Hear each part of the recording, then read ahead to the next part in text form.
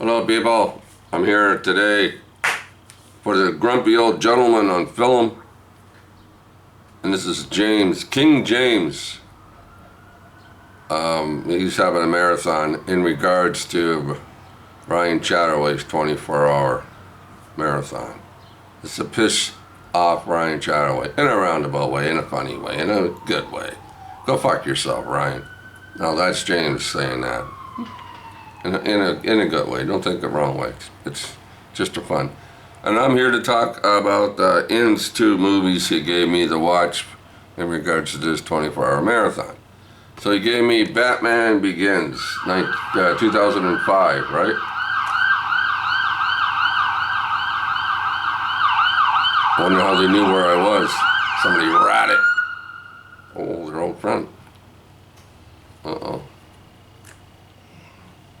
Alright, where was I? Yeah, this is Christopher Nolan's in 3 Batman movies. Christian Bale, right? He was in this as Batman, and Michael Caine, Liam Neeson. Yeah, anyway. There's a lot of Batman stories out there, I guess, in a roundabout way. Michael Keaton did a good Batman, but that one wasn't up to where this Batman is. Michael Keaton was alright, but it needed more. Nothing wrong with Michael Keaton. The first 2 movies, fine. But this one, now this is a Batman. This is Batman. This is the Dark Knight. This is a Batman. This is the guy, this movie here. Now, if I remember right, when I was a kid, when I was very young, when I was 15, I think, Batman, the TV series was coming out. Remember though? None of you remember that. So it's January in 1966, Batman, Robin, come on TV, the bang, boom, fang, boom, stuff like that, right? So I'm waiting for this in 1965. I knew all about Batman coming on TV, right? So I'm sitting there in my front room on the couch. I'm the only one there. I'm the only one watching Batman. And then my brothers, sisters, my mom, dad, whatever. No, they couldn't be bothered. I'm sitting there by myself. So Batman comes on, and I'm sitting there, and I say out loud, "What the fuck is this?" Of course, my mother's going by and says, "Bobby." And I went, yeah, okay. So I didn't like Batman and Robin on TV, the TV show. Very disappointed. Now, this was on TV, in a TV show in 1966. Now you're talking, right? You're talking Batman. But the TV show, that's me. I'm 15 years old and Batman, no. I wanted a Batman like this when I was a kid. And I had to wait to be an old fuck, like I am now, to have Batman. Took long enough, but he finally arrived. So yeah, this is another take on the Batman myth. He was scared of bats. Yeah, I don't know about that, but there's a lot of things you can knock about this movie, but you can't not say it's not a good movie. Of course, it's not as good as the second one, with the Joker, but this is very good movie. I haven't watched it in a few years, like a few years, but thanks to Ian, I gave it another spin. So yeah, this is about Batman, and you wonder sometimes. When he's in that Chinese, I think it was Chinese, I'm not sure, but he was in the camp, right? And he's in line getting food and stuff like that, right? And then there's a fight going on. I don't remember, where did he get the knowledge to turn around and do kung fu or jiu-jitsu or whatever he was doing? Never picked up on that. You just see him there and all of a sudden he's just, Did I miss something in that movie? Anyway, he's beating the shit out of everybody. Then he meets this other guy, right? And he takes him up top to the top of the mountain. If you can get up there and bring this flower.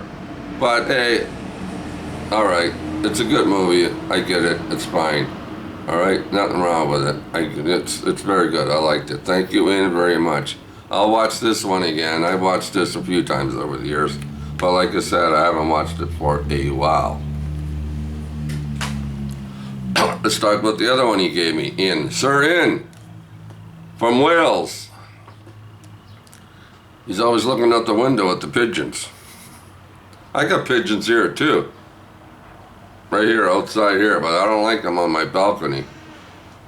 I'd shoo them away. Get out of here, you... Nah. But anyway, let's talk about double indemnity. 1944, Fred Astaire and the dish herself, Barbara Stanwyck. What a dish. Anyway, Fred McMurray, he sells insurance. You know, he's a go-to guy. He wants to get out there, get busy, right? He doesn't like staying in the office. He's always knocking on doors, selling insurance. He goes up to update this guy's insurance for his cars. He pulls up the door, rings the bell, the maid said, yeah, go inside. Anyway, his wife's home, so she comes down. She comes out at the top of the stairs. She's got a towel on, right? She's standing there with a towel on. I don't know whether she had a bathing suit underneath that towel or she was naked, but it didn't really matter. But Fred McMurray, of course, noticed, right? So she comes downstairs and, you know, yeah, my husband's going to be home at a certain time tomorrow night, and, you know, stuff like that, right? So, yeah. So he says a few things to her with a little bit of a double kind of meaning, right? You know those double meanings, right? So in the long run,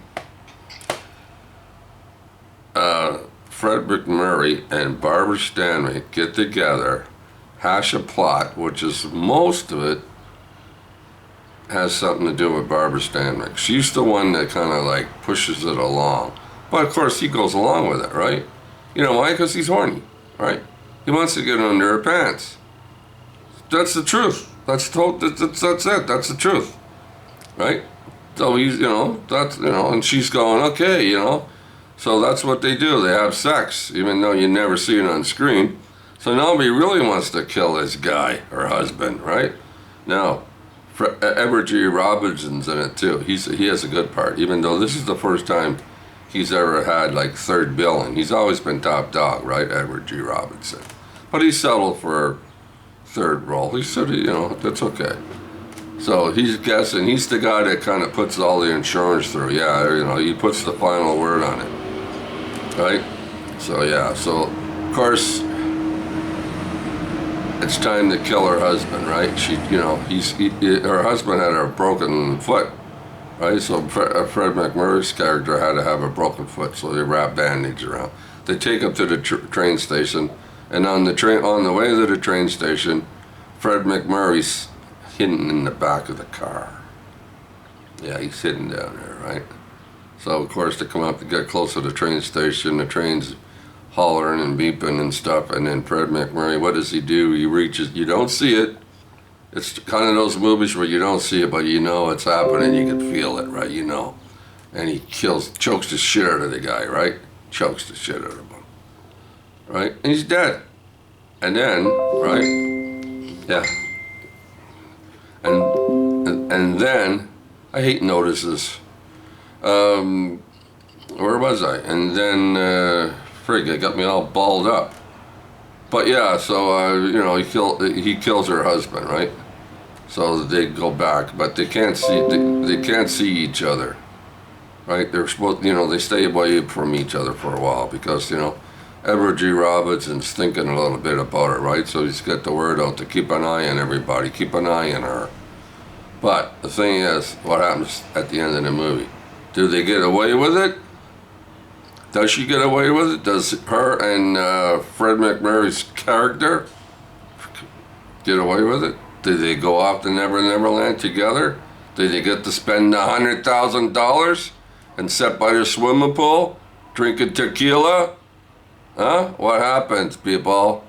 Well, I ain't gonna tell you. You're gonna have to watch the movie. But this is a great movie. I've watched this movie a few times over the years. I don't know how many times. It's so good that, this is, like I said, there are movies that you can watch over and over and over again. You never get tired of them. This is one of them. Yeah. Double Indemnity. Fred McMurray, Barbara Stanwyck, Edward G. Robinson, 1944.